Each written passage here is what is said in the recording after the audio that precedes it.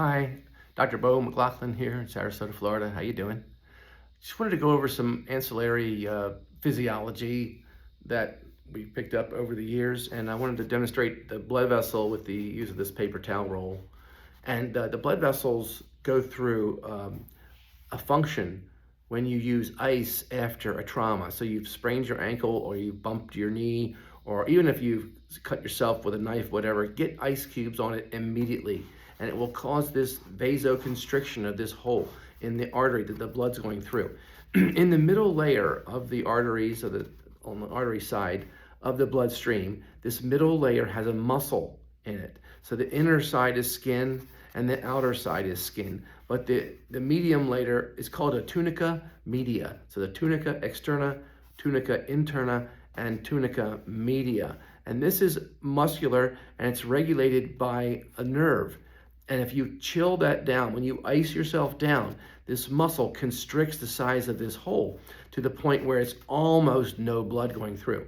So you're actually, if you were outside in the winter, you would get white cheeks. You would get like a whiteness in your cheeks. And then eventually that hole squeezes down so far that the muscle layer runs out of oxygen. It's so tight, it can't breathe. And what does the middle muscle layer do after it runs out of oxygen? It goes through full dilation. So it dilates out fully to where you get more blood through that hole than if it was just you put heat on it. If you put heat on it, you end up with a modicum of dilation for the blood to get through. But you put the cold on it, it causes constriction.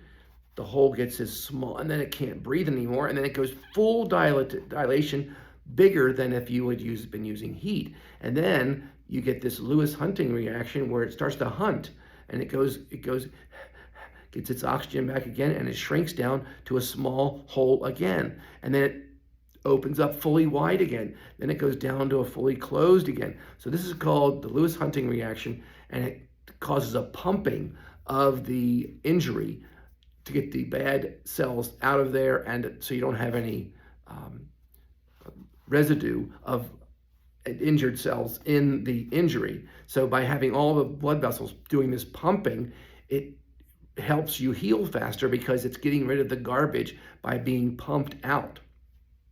So you want to use that ice immediately. You don't want to wait a day, or you want to do it immediately. So as soon as you cut yourself, as soon as you bump yourself, grab an ice cube, put it on the injury, and then just work it into the injury with a small space, about the size of a quarter, a very small space. You don't want to be going like that, because now you've spread the cold over a wide area. It's not going to be as focused to cause this vasoconstriction, and then eventually suffocate and get vasodilation, and then you get vasoconstriction again, in and out, in and out.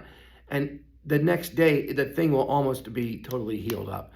But if you don't put the ice on there right away, and you allow the chemicals to the injury chemicals to stay in that wound, you're not going to have a quick healing. So you're doing this pumping idea is to get rid of the injured chemicals that basically keep the injury open. You have chemicals in your bloodstream that if you have a wound, the body wants to keep it open and keep it exposed to the air, so to speak, for infection purposes. So the body has that built-in mechanism, but you can keep it clean, so you don't need that keeping it exposed, keeping the wound exposed to air. So you want to keep it clean, of course, and then use the ice to cause that pumping reaction to get the chemicals out of there that cause it to be a long heal.